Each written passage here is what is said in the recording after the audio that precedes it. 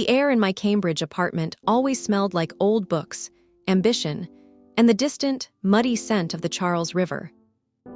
It was a small, crowded one-bedroom, its walls lined with textbooks on nuclear engineering and particle physics, a far cry from the spacious, sun-drenched McMansion I'd grown up back in Orange County.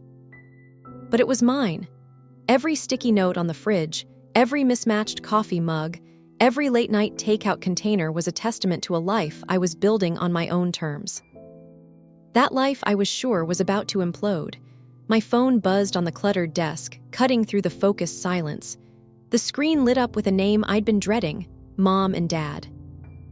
I took a deep breath, the kind you take before stepping into a controlled radiation zone, and swiped to answer, putting it on speaker. Samantha, finally. We've been calling all day. My mother's voice was a tight coil of Southern Californian sunshine and underlying tension. Sorry, I was in the lab. The cyclotron was acting up, I said, my eyes still on a complex algorithm glowing on my monitor. The what? Never mind. My father's baritone cut in, dispensing with preamble. We need you home. This weekend, it's important. A cold trickle of dread, familiar and viscous, started in my chest. I can't. I have a major presentation for Dr. Chen on Monday. It's my thesis proposal. This is family, Sam. My mother's tone shifted into the soft, guilt-laden gear that was her specialty. It's about your sister and the baby. Of course it was. Chloe, my younger sister by 2 years, was 7 months pregnant. Her pregnancy had become the family's central organizing principle, a black hole around which all other priorities, including, apparently, my graduate degree at MIT, were supposed to orbit. Chloe, who had dropped out of community college, married her high school boyfriend, Jake, a sweet but perpetually underemployed personal trainer, and now lived in my old bedroom at our parents' house. What about Chloe? I asked, already knowing the script. The apartment over the garage, my father stated, as if announcing a solved equation. It's not suitable. Too small, and the stairs are a concern for later. The real estate market here is untenable. We've found the perfect solution. I closed my eyes. Which is your apartment in Cambridge. I actually laughed, a dry, humorless sound. My apartment, Dad, it's a one-bedroom, it's smaller than the garage apartment, and I live here. I'm at MIT. You can find another place, my mother said smoothly. A smaller studio near campus. Chloe and Jake need stability, a safe, intellectual environment to raise the child. Cambridge is perfect. Good schools, a progressive community, you're already established there. It makes the most sense. The sheer, breathtaking audacity of it left me speechless for a moment. They weren't asking to borrow money. They were asking for my entire life's foothold. It makes no sense, I finally said, my voice low and steady, the voice I used to defend my research. Firstly, I have a lease. My name is on it. Secondly, I can't afford Cambridge rent on a grad student stipend without this specific rent-controlled apartment, which I spent 8 months on a waitlist to get. Thirdly, and most importantly, this is my home. I am not giving it to Chloe. Samantha Marie, do not take that tone. My father's voice hardened. Your sister is facing a real crisis. You have a responsibility. Family supports family. We've always supported you. Supported me? The words echoed bitterly. They de-supported the version of me they wanted. The cheerleader, the sociology major, their choice. The girl who dated the sons of their country club friends. They had not supported the physics-obsessed teenager who hid Stephen Hawking books under her mattress, nor the young woman who secretly applied to MIT for engineering, nor the graduate student who chose particle physics over a sensible business degree. Their support had been a series of negotiations where I surrendered pieces of myself for conditional approval. Chloe's choices are not my emergency, I said, my knuckles white around my pencil. She chose to have a baby in a precarious financial situation. I chose to pursue a PhD at one of the most demanding institutions in the world. My choice requires this specific apartment in this specific location.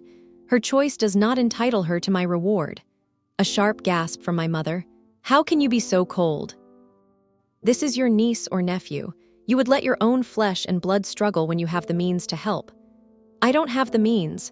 I have a stipend that covers rent, ramen, and research fees. That's it. Then we'll cover the difference for a new place for you, my father said, his tone leaving no room for argument. It was settled in his mind. He, the successful cardiologist, would write a check, and the pieces would move on his chessboard. We'll fly out this weekend. We'll see the apartment, help Chloe and Jake get settled, and get you into a new studio. It's done. No. The word came out flat, final, a shield against the old compliance that threatened to rise. You are not flying out. You are not seeing the apartment. The answer is no. It is not up for discussion. The silence on the other end was volcanic. You ungrateful girl. My father's voice was a low, dangerous rumble, the one he used before major eruptions. After everything. The tuition for that fancy school. I have a full ride and a research grant. You haven't paid a dime. The dam broke, years of compressed resentment flooding my words. We gave you a life. A foundation, and this is how you repay us, by hoarding your opportunities while your sister suffers. We are your parents, and we are telling you what is going to happen. And I am an adult telling you it is not. I was shaking, but my voice held. Do not come here. The line went dead. For a long time, I just sat there, the silence in my apartment roaring in my ears. The fight-or-flight response was a live wire in my veins. I knew them. The dead click wasn't surrender, it was a tactical retreat. They were coming. The next 48 hours were a blur of defensive preparation. I emailed my gruff but kind landlord, Mr. Delaney, giving him a heads up that my family might show up claiming an emergency or false authority, and that under no circumstances were they to be allowed in or given a key. I texted my closest friend in the building, Aisha, a fierce law student, and gave her the same warning. I changed the code on my building's outer door and didn't share it. I tried to work, to lose myself in the beautiful, clean logic of subatomic particles, but my focus was shattered.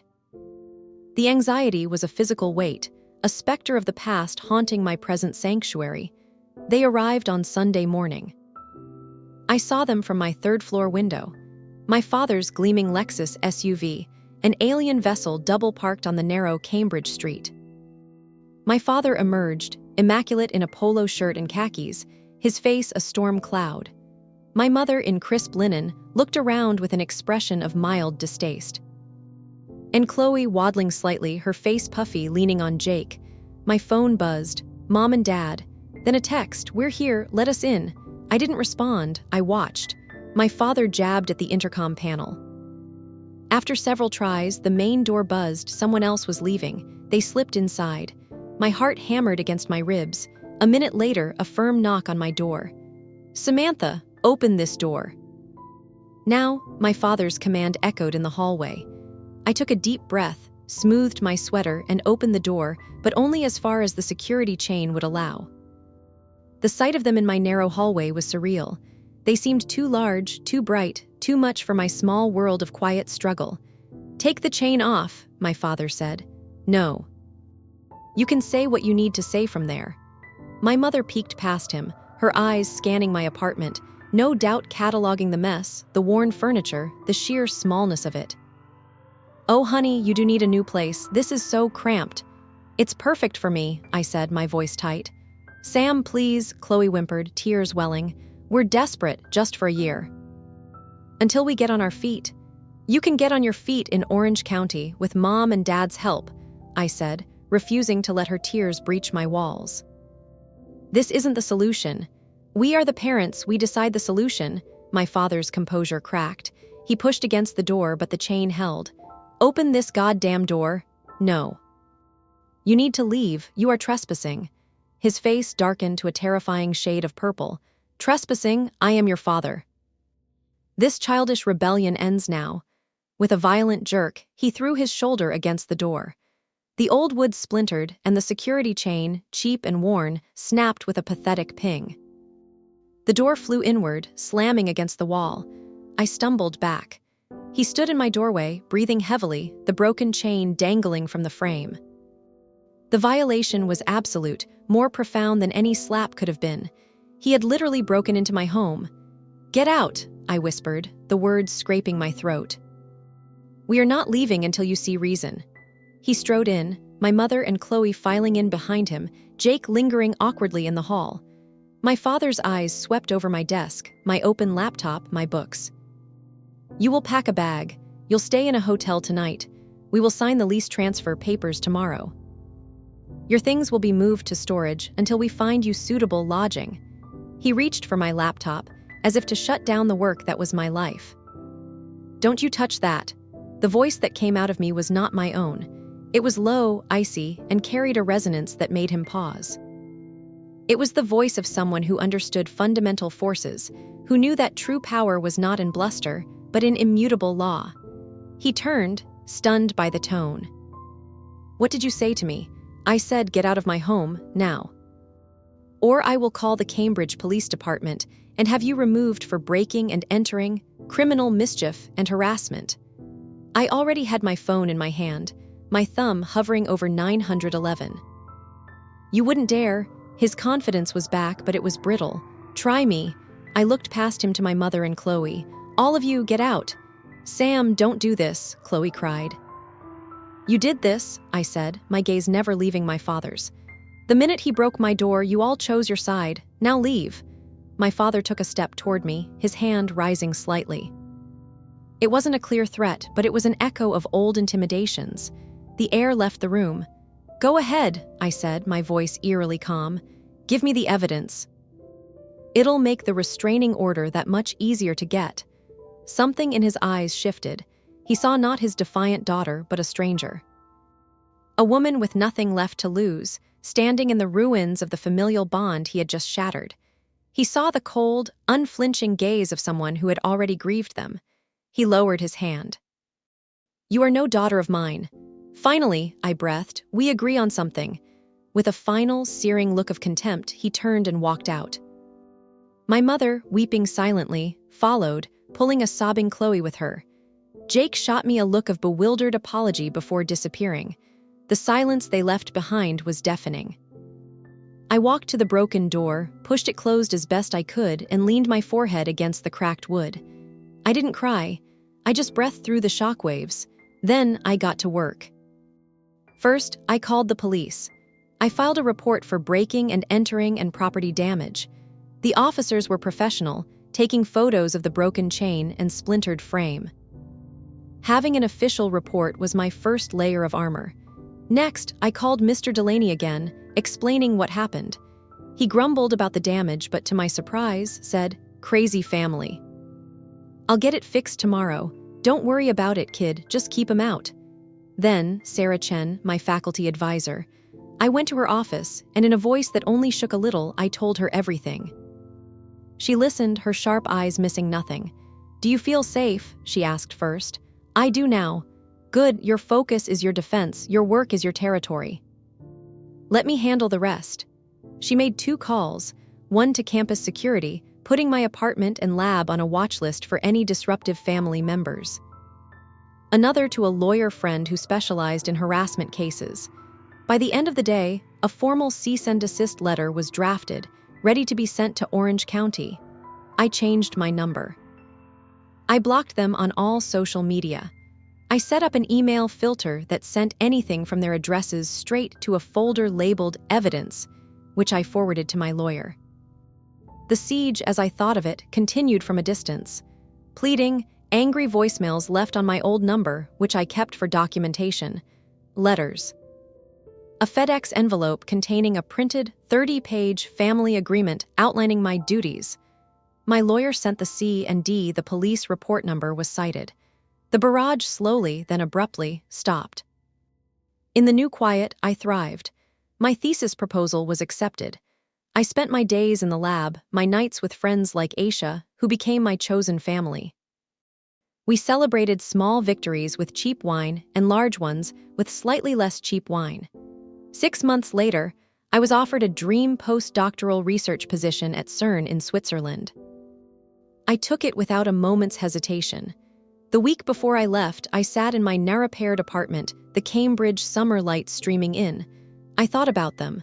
I wondered if Chloe had her baby. I hoped, for the child's sake, that they were okay. But the wondering was detached, clinical. The emotional tether had been severed that day my father broke down my door. What remained was a scar, but one that no longer hurt. It just was. I had taken their ultimate violation, the invasion of my sanctuary, the attempt to obliterate my autonomy, and I had used it as the foundation for something unassailable. My own life. Built on my own terms, guarded by boundaries of steel. Now I live in a small flat in Marin, Switzerland. The view from my window is of the Alps, not the Charles River. The air smells of damp earth and espresso. The work is hard, glorious, and mine. The quiet here is profound.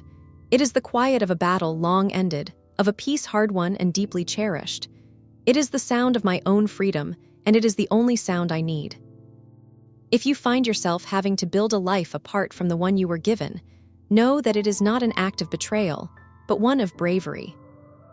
Your sanctuary, whether it's a room, a dream, or a quiet mind, is worth protecting. For more stories of difficult choices and reclaimed peace, subscribe. Until next time, remember, you are the architect of your own safety. Build the walls you need.